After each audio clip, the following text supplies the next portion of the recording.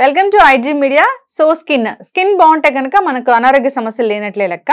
కానీ ఈ మధ్యకాలంలో ఎవరి స్కిన్ బాగుండట్లేదు, అంటే లోపల ఆర్గాన్స్ ఎంతో కొంత డ్యామేజ్ అయి ఉన్నాయని అర్థం అనమాట. మరి రిపేర్ చేసుకోవాలంటే వెజిటబుల్ థెరపీ ద్వారా ఎలా సాధ్యమవుతుంది, ఎటువంటి వెజిటబుల్ తీసుకోవాలి, వివరాలు తెలుసుకుందాం. మనతో పాటు ఉన్నారు ప్రముఖ vegetable therapist and Sun Spiritual Society founder Vikramaditya Guruji గారు. గురుగారు నమస్కారం అండి. సూర్యస్మితల్లి, స్కిన్ అనేది అతిపెద్ద ఆర్గన్. సో లోపల ఎలాంటి డ్యామేజ్ జరిగితే అది ఇండికేట్ చేస్తుంది. సో ఫేస్ లో రకరకాల ఇష్యూస్ తెలిస్తే కనుక స్కిన్ లో అది లోపల అనారోగ్య సమస్యల్ని ఇండికేట్ చేస్తూ ఉంటుంది. మచ్చల రూపంలో, యాక్నే రూపంలో ఇలా చెప్తూ ఉంటారు కదా. ఓవరాల్ గా ఏం చెప్తారు గురువు గారు, స్కిన్ హెల్త్ బాగుండాలంటే ఎలా రిపేర్ చేసుకోవాలి? జనతా గ్యారేజ్ ఇక్కడ అన్ని బళ్ళు రిపేర్ చేయబడి వెజిటబుల్ థెరపీ నీ శరీరంలో ఉన్నటువంటి అన్ని ఆర్గాన్స్ ని రిపేర్ చేసుకోవడానికి అత్యద్భుతమైనటువంటి ప్రకృతి సహజమైనటువంటి పదార్థం. మెడిసినల్ వాల్యూస్ అనుకోవచ్చు, మెడిసిన్స్ అనుకోవచ్చు. చాలా సంతోషంగా ఉందమ్మా. నేను నిజంగా అంటే ఆరోగ్యాభిలాష జనాలకి బాగా ఎక్కువ వచ్చింది. దాని మీద నేను అనుకోకుండా 2020లో నేర్చుకోవటం, దాన్ని మనం ఎక్స్పోజ్ చేయటం, దానివల్ల లాభాలు పొందిన వాళ్ళు చాలామంది తిరిగి ఫీడ్బ్యాక్ ఇవ్వడం చాలా సంతోషంగా ఉంది. ఇప్పుడు అంటే మీరు ఇది భాద్రపద మాసం. భాద్రపద మాసం అనగానే ప్రకృతి అంతా కూడా ఒక టైప్ ఆఫ్ న్యూన్యత, స్తబ్దంగా అయిపోయి ఉంటుంది. అంటే మనకి భాద్రపద మాసంలో మీకు ప్రధానంగా గుర్తొచ్చేది ఏంటి? వినాయక చవితి. వినాయక చవితి ఆవిడేదో ఒక నలుగు పెట్టుకుంది. చూడండి ఇక్కడ మీరు బ్రైట్నెస్ అన్నారు, స్కిన్. ఆవిడ నలుగు పెట్టుకుంది, పార్వతీదేవి.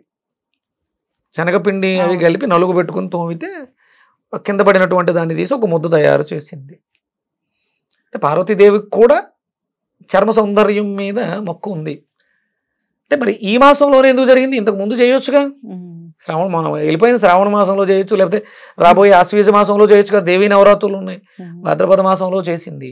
అంటే ఈ భాద్రపద మాసానికి చర్మానికి ఏదో సంబంధం ఉంది, అందుకని ఆవిడ నలుగు పెట్టుకుంది.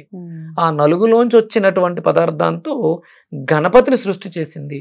ఇక్కడ మనకి మన శరీరంలో ఆర్గాన్స్ అన్నింటిలో దేనికది ఒక సొంత ఇంపార్టెన్స్ని కలిగి ఉంటుంది. అన్ని ఆర్గాన్స్ కన్నా లివర్కి ఒక ప్రత్యేకత ఉంది. రిజినవేట్ కొంచెం బాగున్నా సరే మళ్ళీ పూర్తిగా తయారవుతుంది. ఇక్కడ ఆవిడ తన చర్మం మించి రాలినటువంటి ముద్దని ఒక రూపాన్ని తయారు చేసింది. చిన్నమున్న లివర్, అంటే లివర్ ట్రాన్స్ప్లాంటేషన్ అంటే మళ్ళీ పెద్దది పెట్టాల్సిన అవసరం లేదు. ఒక చిన్న ముక్క పెడతారట, మళ్ళీ లివర్ మొత్తం ఫామ్ అయిపోతుంది. అంటే సృష్టి, ఇంతటి సృష్టికి ఆ లివర్ చాలా ఇంపార్టెంట్. అలాగే ఇంకొక ఇంపార్టెంట్ ఉంది. ఇది సైన్స్కి అందని ఇంపార్టెంట్ ఏంటి అంటే, మన శరీరాన్ని ఇంతటి ఇన్స్ట్రుమెంట్ని నడిపిస్తున్నది ఏంటమ్మా? ఆత్మ. ఆత్మకి ఎంట్రీస్ కళ్ళు. అదేంటి, నేను లివర్ ఇంపార్టెన్స్ అన్నాను, మళ్ళీ ఆత్మ అంటున్నాను, కళ్ళు అంటున్నానండి. లివర్కి ఎక్స్పోజర్స్ కళ్ళు, కిటికీలు లాంటివి. జాండీస్ వస్తే కళ్ళలో కనిపిస్తుంది. కోపం వస్తే కళ్ళలో ఎరుపుదనం కనిపిస్తుంది. అంటే లివర్ వేడెక్కిపోతుంటుంది. అంటే ఇదే ఇంకొంచెం నెక్స్ట్ లెవెల్కి వెళ్తే లివర్, కళ్ళు ఎర్రబడి ఇంకొంచెం వెళ్తే ఫేస్ కూడా ఎర్రగా అయిపోతుంది. అలాగే మనం ఇంకొంచెం కోపాన్ని ఎక్కువ తెచ్చుకుంటే చర్మం కూడా ఎర్రగా అయిపోతూ ఉంటుంది, రగిలిపోతున్నాడు మంటల్లో అన్నట్టు ఉంటుంది. అంటే చర్మానికి లివర్కి చాలా పెద్ద సంబంధం ఉంది, సృష్టి జరుగుతుంది. కాబట్టి ఇక్కడ మనం చాలా తేలికగా లివర్ని బాగు చేసుకుంటే, లివర్ బాగుంటే మీ చర్మం బాగుపడుతుంది. మీరు పైన ఎన్ని రకాల పూతలు పూసినా, కాస్మెటిక్స్తో ఏమి చేసినా లోపల బాగా అవ్వకపోతే మీరు ఏమి చేసినా వేస్ట్. గోడకి సున్నం కొడుతూ ఉంటారు, ఒక 5-6 సార్లు కొట్టిన తర్వాత గోకితే పెచ్చిలా వస్తుంది, అక్కడ ఆ చెడు అలాగే ఉంటుంది. కానీ మనం లివర్ని బాగు చేయగలిగితే ఏమీ కొట్టక్కర్లేకుండా అద్భుతమైనటువంటి బ్రైట్నెస్ ఫేస్లో వస్తుంది. అది ఇక్కడ అమ్మవారు చెప్పింది ఏంటి? నలుగు పెట్టుకోండి అని చెప్పింది.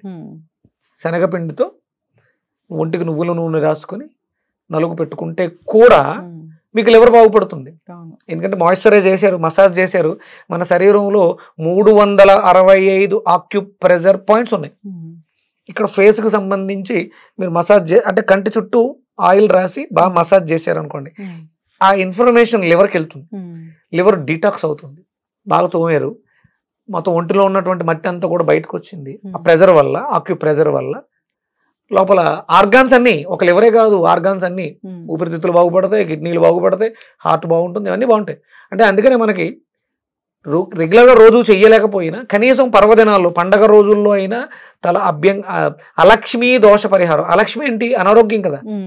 అలక్ష్మీ దోష పరిహారార్థం తల నుంచి కాలి గోటి వరకు నువ్వుల నూనె శుభ్రంగా రాసి శనగపిండితో తోమితే ఆ మసాజ్కి లోపల ఇంటర్నల్ ఆర్గాన్స్ అన్ని కూడా ఫ్రెష్ అవుతాయి. దాంట్లో ప్రధానంగా మనం చర్మ వ్యవస్థ మెరుగుపడుతుంది, అంటే లివర్ బాగుపడుతుంది ఫస్ట్, దాని ద్వారా అద్భుతమైనటువంటి బ్రైట్నెస్ వస్తుంది. ఇక అంటే ఇది ప్రక్రియ. అమ్మవారు శక్తి స్వరూపిణి భాద్రపద మాసంలో సృష్టి చేసింది, అంటే ఇప్పుడే సృష్టి ప్రారంభమైంది. ఇది దీన్ని శూన్యమాసం అంటారు. పెద్దగా ఎక్కువ ఏమి ఉండవు, పెళ్లిళ్ళు శుభకార్యాలు ఇలాంటివి ఏమి ఉండవు, శూన్యంగా ఉంటుంది, కొత్తగా తయారైంది. శరీరాన్ని కూడా అలా తయారు చేసుకుని ఏం శుభకార్యాలు చేయరా గురువు చేయకూడదు, శూన్యమాసం కదా. అంటే సృష్టి జరిగింది, అమ్మవారు ఇప్పుడే ప్రారంభించింది, ఒక్కోటి యాడ్ అవుతూ ఉంటాయి. ఇక్కడ వచ్చేటువంటి తిథులన్నీ కూడా దానికి తగ్గట్టుగా ఉంటాయి. మనం వెజిటేబుల్ థెరపీలో దీన్ని తీసుకుంటే ప్రధానంగా దొండకాయ లివర్ని బాగు చేయడానికి చాలా అద్భుతంగా ఉపయోగపడుతుంది. అలాగే బ్రైట్నెస్, మీరు పెదవుల్ని లిప్స్ని దొండపళ్ళు అలా ఉన్నాయంటారు. ఇక చాలా రకాల పళ్ళు ఉన్నాయిగా, దొండకాయని ఎందుకు చేశారంటే ఇది కూడా చర్మ వ్యవస్థకు సంబంధించి. దొండకాయలు తీసుకుంటే ఎర్రటి పండు లాంటి ఎర్రటి ఛాయ మన శరీరంలో కూడా ప్రవేశిస్తుంది. దొండకాయ జ్యూస్ రెగ్యులర్ గా ఈ భాద్రపద మాసం అంతా కూడా దొండకాయలు విరివిగా తీసుకుంటాయి. అంటే భాద్రపద మాసమే కాదు, చర్మ సమస్యలు ఎవరికున్నా కూడా దొండకాయలు విరివిగా తీసుకోవడం ద్వారా చర్మ సమస్యలన్నీ కూడా తగ్గే అవకాశం ఉంది. అంటే దాంతోపాటు ఇంకా మీరు చేయాల్సినది చాలా ఉంటాయి. అంటే ఎసిడిక్ నేచర్ ఫుడ్స్ తీసుకోకూడదు, మాంసాహారాన్ని అస్సలు ముట్టుకోకూడదు.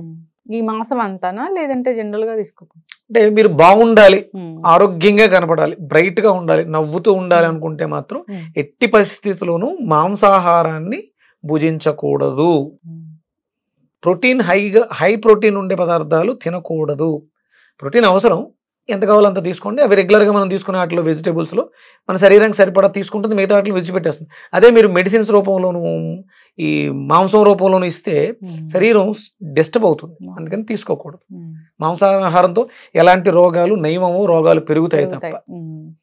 అందుకని తేలికగా జీర్ణం అయ్యే పదార్థాలు తీసుకోవాలి. చర్మం బాగుండాలి అనుకునే వాళ్ళు లెస్ లగేజ్, మోర్ కంఫర్ట్. ఖచ్చితంగా గురువు చాలా చక్కగా చెప్పానండి. చర్మం ఇండికేట్ చేస్తుంది మన లోపల ఆర్గన్స్ డ్యామేజ్ అవుతాయి అని చెప్తూ ఉంటారు. అయితే దాన్ని రిపేర్ చేసుకోవాలి అంటే చాలా చక్కగా పనిచేస్తుంది ఈ దొండకాయ జ్యూస్. సో ఇది మాసంతో కూడా కలిపి, అంటే భాద్రపద మాసం వచ్చింది, ఖచ్చితంగా ఆ ధర్మం ప్రకారం ఇది తీసుకోవాల్సి ఉంటుందని చాలా చక్కగా చెప్పారు. ఆ విధంగా ఫాలో. దానిమ్మకాయ కూడా బాగా పనిచేస్తుంది క్లెన్జింగ్ కి. దానిమ్మకాయ అంటే ఫ్రూట్స్ లో దానిమ్మకాయ, వెజిటేబుల్స్ లో దొండకాయ, ఈ రెండు కలిపి కూడా తీసుకోవచ్చు కాంబినేషన్. ఖచ్చితంగా గురువు గారు ఏదైనా కానీ ఒక జ్యూస్ ఏదైనా చెప్పారంటే, నిజంగా కరోనా టైంలో కూడా మనం చూసాం, కషాయాలు తీసుకోవాలంటే విపరీతంగా కషాయాలు తీసుకొని తగ్గేదానికన్నా అనారోగ్య సమస్యలు, సైడ్ ఎఫెక్ట్స్ చాలా వచ్చాయి. తీసుకునేది కూడా క్వాంటిటీ తక్కువగా తీసుకోవాలని కోరు. ఇక్కడ వెజిటేబుల్స్ లో ఉన్నటువంటి, అంటే మన దొండకాయలో కానీ మనం చెప్పే కూరగాయల్లో ఉన్నటువంటి స్పెషల్ ఏంటంటే దానికి స్పృహ ఉంది. మనం కాచింది అంటే ఇప్పుడు కషాయాలు కాస్తాం, దానికి స్పృహ ఉండదు. కానీ వెజిటేబుల్కి ఒక స్పృహ ఉంటుంది, ఒక సెల్ఫ్ ఇది ఉంటుంది. దానివల్ల ఎక్కువ తాగేసాం అనుకో వాంతులు అయిపోతాయి, ఇంకొంచెం ఎక్కువ తాగాం అనుకో విరోచనాలు అయిపోతాయి, తప్ప ఇబ్బంది పెట్టదు.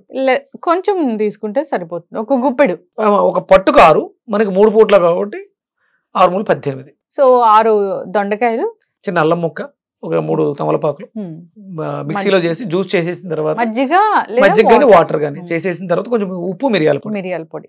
ఎస్, ఖచ్చితంగా గురువు గారు చాలా చక్కగా చెప్పారండి. పాటించాలని కోరుకుందాం, అందరూ ఆరోగ్యంగా ఉండాలని కోరుకుందామండి. ధన్యవాదాలు. సూర్యస్మిత.